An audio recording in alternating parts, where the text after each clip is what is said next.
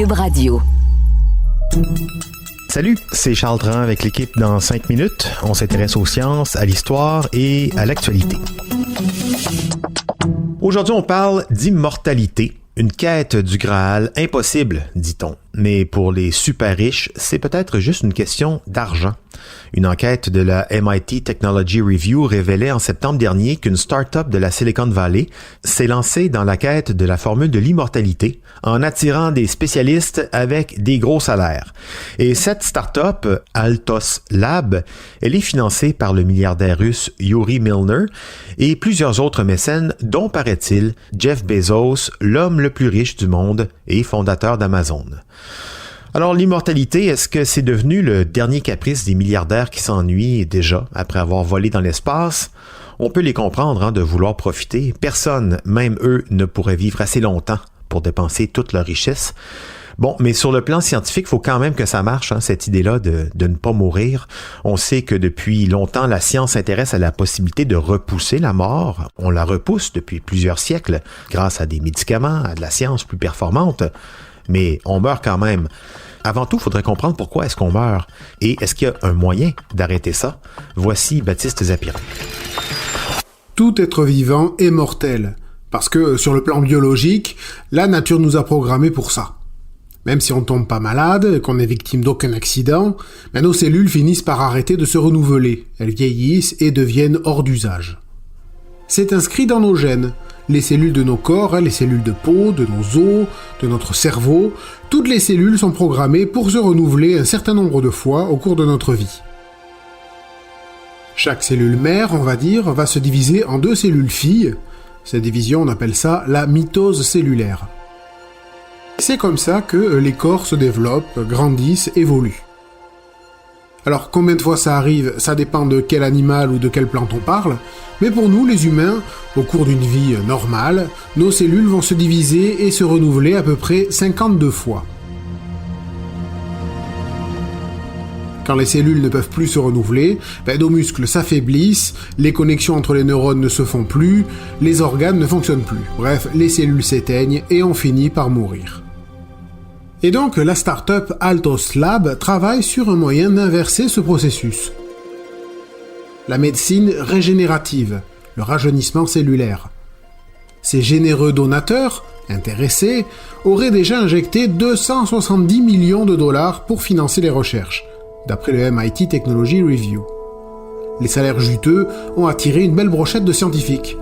Parmi eux, on trouve Juan Carlos Ispizua Belmonte, un biologiste espagnol qui a contribué à mettre au point un protocole expérimental permettant de ralentir et même inverser le processus de vieillissement chez des souris transgéniques et malades.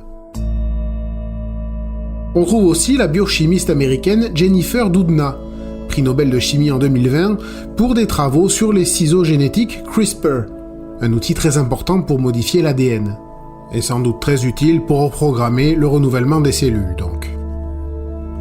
Il y a aussi le médecin japonais Shinya Yamanaka, prix Nobel de médecine en 2012. Ses travaux à lui portent justement sur la reprogrammation cellulaire, pour permettre à des cellules de revenir à un état primitif. Une bien belle équipe donc. Alors assez forte pour trouver le secret de l'immortalité, sans vouloir péter leur balloon, Google a déjà injecté des millions dans une start-up concurrente en 2013, Calico, et ça piétine. C'est que on ne comprend pas encore tout, comme l'a rappelé Hélène Merle-Béral, médecin en France et autrice du livre L'immortalité biologique. Dans un entretien au journal 20 minutes en janvier 2020, cette spécialiste des leucémies explique que, alors oui, on commence à décrypter beaucoup de mécanismes dans le vieillissement cellulaire, mais on ne sait pas comment tout s'enchaîne.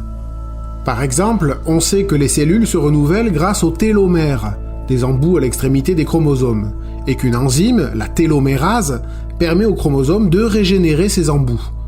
Alors on a cru que cette télomérase serait la potion de jeunesse éternelle, et que si on en donnait en complément alimentaire, les cellules pourraient toujours se régénérer. Manque de chance, ça rend les cellules souches cancéreuses. Bref, tout ça a l'air très compliqué. Alors, est-ce qu'on sera un jour capable de freiner le vieillissement cellulaire, voire de leur permettre de se renouveler éternellement, et donc de devenir immortels ? La réponse évidente semble être « Non, puis arrêtez d'essayer, vous allez encore faire une grosse bêtise. Mais les connaissances avancent, à tâtons.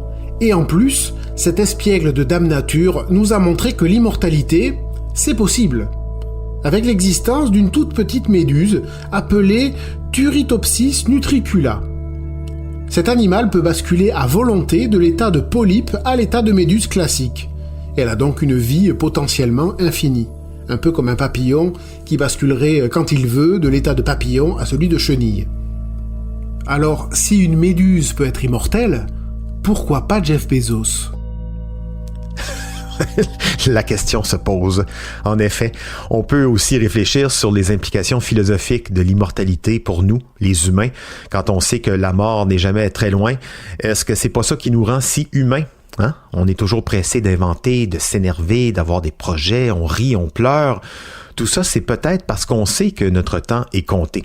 Alors que la méduse, elle, jusqu'à preuve du contraire, elle n'est pas au courant. Et puis, autre réflexion, on parle de surpopulation sur Terre. Imaginez si, en plus, on n'était pas tuable. Merci, Baptiste Zapirin, c'était en 5 minutes.